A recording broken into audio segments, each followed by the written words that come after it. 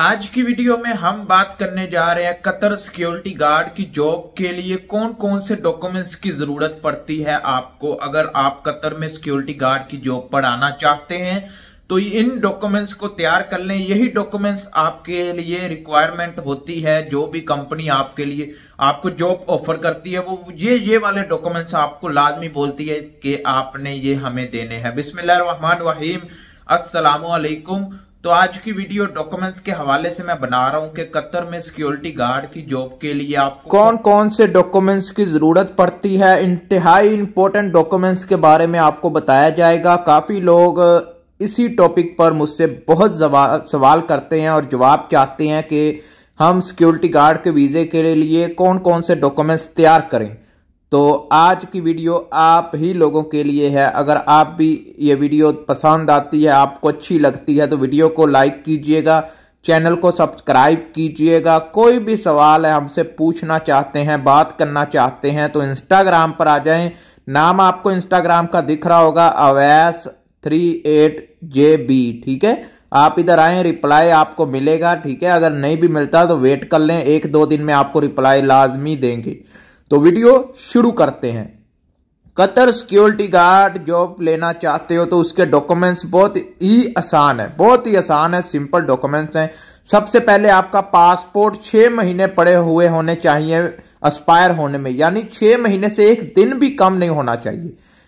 समझ लग गई। नंबर 1, वैलिड पासपोर्ट आपके पास होना चाहिए। उसके बाद नंबर 2, आपके तलीमी कागजात जिसमें आपकी डिग्री है, जो भी आपने पढ़ा है, जो भी डिप्लोमा किया है वो आपने लाजमी अटैच करना है। कम से कम आपकी तलीम मैट्रिक होनी चाहिए, ज़्यादा जितनी मर्जी हो वो आपके लिए अच्छा है। आपकी प्रमोशन हो जाती है, आपकी अच्छी जॉब लग जाती है, अच्छी सैलरी लग जाती है। ठीक है, लेकिन मैट्रिक से कम नहीं होनी चाहिए।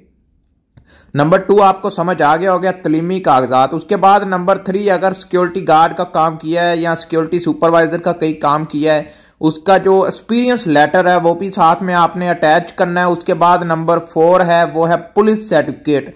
आपका पुलिस सर्टिफिकेट क्लियर होना चाहिए, यानी कोई पुलिस केस आपके ऊपर नहीं होना चाहिए। इसका भी बहुत बड़ा इशू बनता है। काफ़ी लोग छोटे मोटे केस भी ऊपर होते हैं तो बाद में इशू बन जाता है वीज़ा निकलने के लिए।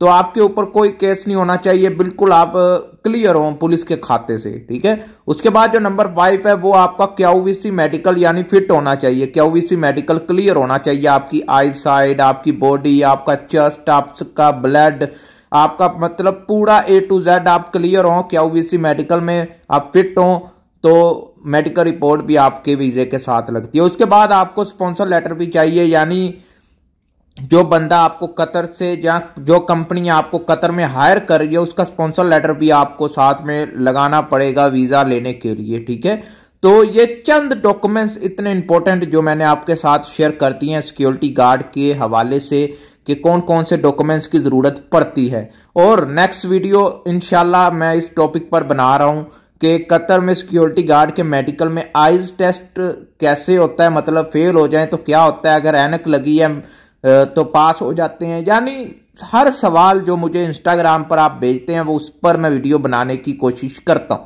तो नेक्स्ट वीडियो आप ही लोगों के सवालों के ऊपर वीडियो आ रही है। इंशाल्लाह आपने लाजमी देखना है, सपोर्ट करना है, लाइक करना है। और अगर कोई और सवाल जानना चाहते हो, पूछना चाहते हो तो इंस्टाग्राम आपके सामने हाजिर है, इंस्टाग्राम पर आना है या इस वीडियो के नीचे कमेंट भी कर दें। दोनों जगह आपने अपना सवाल लाजमी छोड़ना है ताकि इंस्टाग्राम पर ना नजर पड़े तो मैं आपको यूट्यूब के कमेंट वीडियो के नीचे जो कमेंट है उधर आपको रिप्लाई कर दूं। ठीक है, दोनों जगह आपने लाजमी मैसेज करना है।